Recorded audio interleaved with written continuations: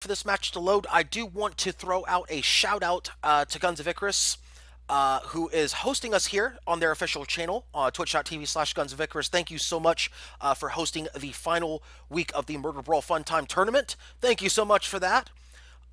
Big thanks to everybody who participated in the tournament. As we have our final match loaded in, let's get the ship callouts taken care of one more time. I'll take red, you take blue. Ship number 1 is the flying piece of you know what. It is piloted by water. It's me. We've got a Banshee up front. We've got a Gatling Banshee on one side, and we've got a Gatling and a Flak on the other. Ship number 2 is the Rachel, piloted by Crown Magician. It is a squid with a Gatling up front, a flamethrower on the right, and a carronade on the back. Take it away, as spots are already out. For the blue team, we have the K-10 Rimthrower Boreas, piloted by ITAC of Bumble. Left side, carronade, top, Banshee bottom. Front gat, right side, carronade, top, Banshee bottom. Left side, Banshee bottom, Artemis top.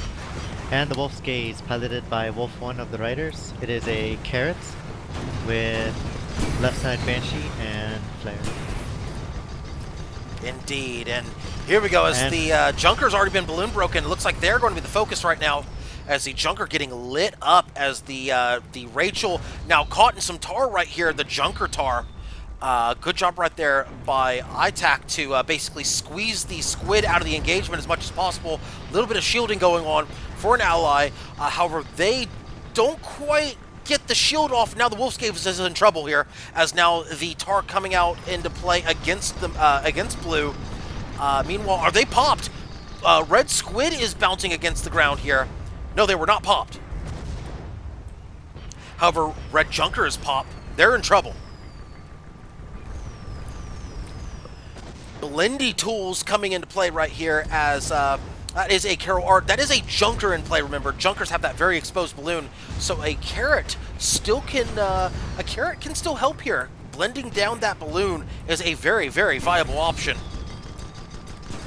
Wolf's Gaze charging in. That appears to be, no, we're still toward the middle of the map. Wolf's Gaze moving in for the ram kill. Oh, they get rammed off course. A poor ram right there by the Wolf's Gaze.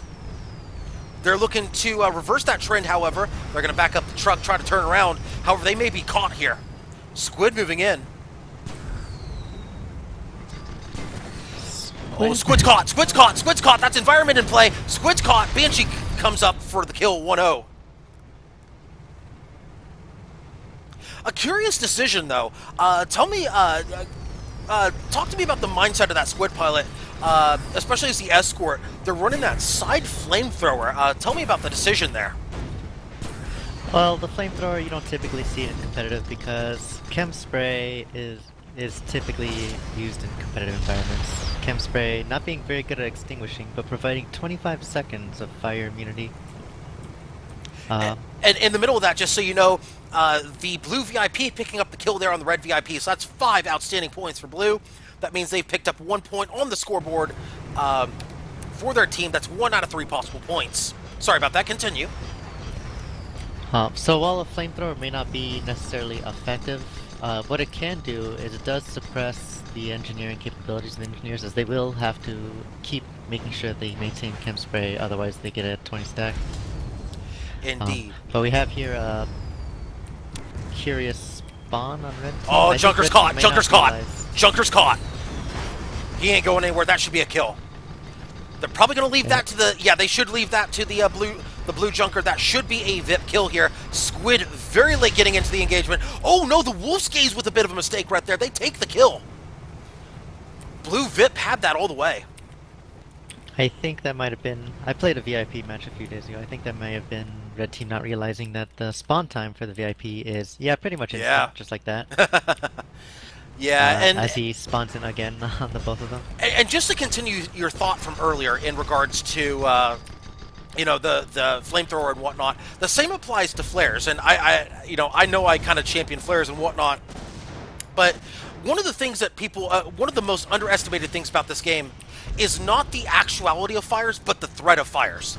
Especially missing that chem cycle, as you mentioned, because the most devastating thing you can see, and you see this in competitive matches, in fact, we saw this in the Blood and Grass Survival Tournament in the Grand Finals, the final match of it, as the Wolf's Gaze with a beautiful job right there, picking up the squid and getting the mid-air sandwich. A job well done. However, Red might actually pick one up here on the Wolf's Gaze. They are hurting right now. They're down to about 5% perma.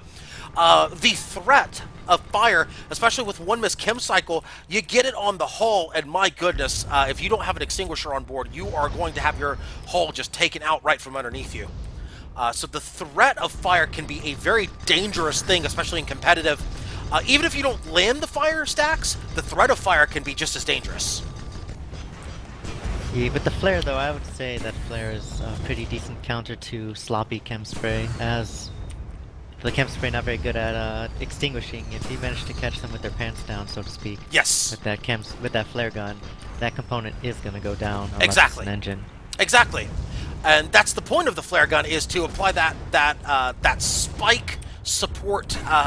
As we'll get in that in just a second. The red squid caught again. Wolf's Gaze absolutely having its way, and the blue VIP picks it up. My goodness, a quick finish here as blue picks up all 3 points from this matchup.